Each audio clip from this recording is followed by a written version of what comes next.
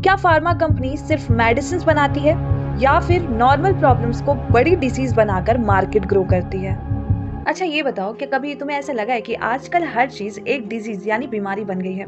थोड़ा सा स्ट्रेस हुआ नहीं कि लोग बोल देते हैं मुझे एंग्जाइटी है। थोड़ी सी उदासी आई नहीं कि लेबल लग गया मैं डिप्रेशन में हूँ। थोड़ा सा हेयर फॉल हुआ नहीं कि सीधा बॉडी में डेफिशिएंसी है। थोड़ी सी वीकनेस फील हुई नहीं कि तुरंत सप्लीमेंट्स लेना स्टार्ट। मतलब हर नॉर्मल प्रॉब्लम को भी डिजीज बना दिया गया है और हर फीलिंग्स का सॉल्यूशन सिर्फ मेडिसिन। तो सवाल ये उठता है, क्या फार्मा कंपनीज डिजीज क्रिएट करती है ताकि मेडिसिन ज्यादा बिक सके? क्या हम सच में ज्यादा बीमार हो रहे हैं या हमें बीमार महसूस कराया जा रहा है? देखो, आज का सच सिर्फ मेडिसिन का नहीं है बल्कि पूरी हेल्थ केयर इंडस्ट्री के बिजनेस मॉडल का है। चलो इसे सिंपल बिजनेस लॉजिक से समझते हैं। मेडिसिन वही रहती है, सिर्फ यूजर बढ़ा दिए जाते हैं। पहले 1 लाख लोग उसे यूज करते हैं, फिर एड्स, फेयर और एक्स्ट्रा टेस्ट के थ्रू उसी प्रॉब्लम को 10 लाख लोगों तक पहुंचा दिया जाता है। और इसी वजह से कभी कभी डिजीज की डेफिनेशन थोड़ी ब्रॉड कर दी जाती है। हर जगह स्क्रीनिंग और टेस्ट प्रमोट होते हैं।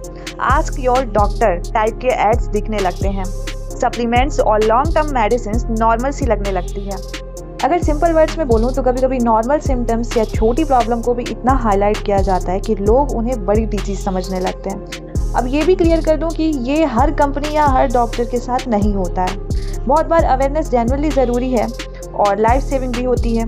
बस दिक्कत अब होती है जब अवेयरनेस और फियर मार्केट के बीच की लाइन मिक्स हो जाती है।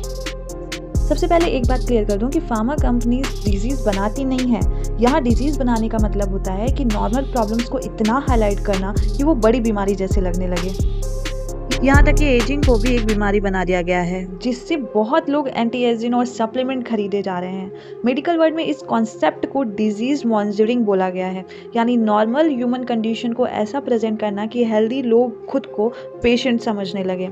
यानी प्रॉब्लम रियल हो सकती है बट उसको इतना ओवर हाइप और ओवर मार्केट कर दिया जाता है कि ऑलमोस्ट हर इंसान को लगने लगता है कि शायद मुझे भी ये डिजीज़ है। तो इसका सबसे बड़ा और रियल एग्जाम्पल है जो सबने सुना होगा, ओपियोइड क्राइसिस के बारे में। इसमें क्या था कि कुछ पेन किलर मेडिसिन को कंपनीज ने डॉक्टर के सामने कुछ इस तरह से प्रमोट किया था जैसे कि ये बिल्कुल सेफ हो और इनकी आदत लगने का रिस्क बहुत कम हो। लेकिन बाद में पता चला कि रियलिटी तो कुछ और ही है। इन मेडिसिन की एडिक्शन का रिस्क काफ़ी ज़्यादा था। इसी गलत और मिसलीडिंग मार्केटिंग की वजह से बहुत लोग इनके एडिक्ट हो गए थे और धीरे धीरे ये एक बहुत बड़ा हेल्थ क्राइसिस बन गया था। आपको पता है इसका रिजल्ट क्या रहा? मिलियन प्रिस्क्रिप्शन लिखी गई। पेशेंट धीरे धीरे उन मेडिसिन पर डिपेंड होते गए और देखते ही देखते ये एक पब्लिक हेल्थ डिजास्टर बन गया। और शायद इसी वजह से लोग बिग फार्मा पर इतना डाउट करते हैं, क्योंकि जब ट्रस्ट टूट जाता है तो सिर्फ पेशेंट नहीं, पूरा हेल्थ केयर सिस्टम लोगों के क्वेश्चन के घेरे में आ जाता है। अब एक और सबसे इम्पोर्टेंट बात समझो कि हर फार्मा कंपनी को गलत बोलना भी सही नहीं है। सोचो, अगर फार्मा इंडस्ट्री ही नहीं होती तो एंटीबायोटिक नहीं होते, इंसुलिन इतनी इजीली नहीं मिलती, कैंसर का ट्रीटमेंट इतना एडवांस नहीं होता और वैक्सीन भी इतनी सारी जान नहीं बचा पाती। कोविड के टाइम पर हम सब ने देखा था कि मेडिसिन और वैक्सीन ने कितने लोगों की जान बचाई। तो सिंपल सी बात यह है कि रियलिटी इतनी सिंपल ब्लैक एंड वाइट नहीं होती है, क्योंकि एक side pharma company life saving medicine बनाती है और दूसरी साइड कभी कभी बिजनेस और मार्केटिंग के एंगल भी आ जाते हैं। इसलिए ना किसी कंपनी को ब्लाइंडली हीरो समझो और ना विलन।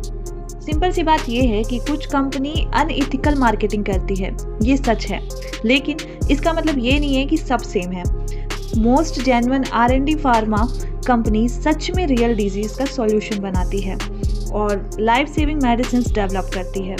असली प्रॉब्लम मेडिसिन नहीं होती है, प्रॉब्लम तब होती है जब मार्केटिंग का मिसयूज हो और ओवर डायग्नोसिस इतना बढ़ जाए कि नॉर्मल लोग भी खुद को पेशेंट समझने लगे। तो हर प्रॉब्लम डिजीज़ नहीं होती और हर डिजीज़ का सॉल्यूशन सिर्फ मेडिसिन भी नहीं होता। कभी लाइफस्टाइल, स्ट्रेस, स्लीप और डाइट भी उतना ही इम्पॉर्टेंट होता है। अब तुम कमेंट में बताओ कि तुम्हें क्या लगता है, हेल्थ केयर में अवेयरनेस ज़्यादा है या लोगों को डरा के मार्केट बढ़ाया जाता है?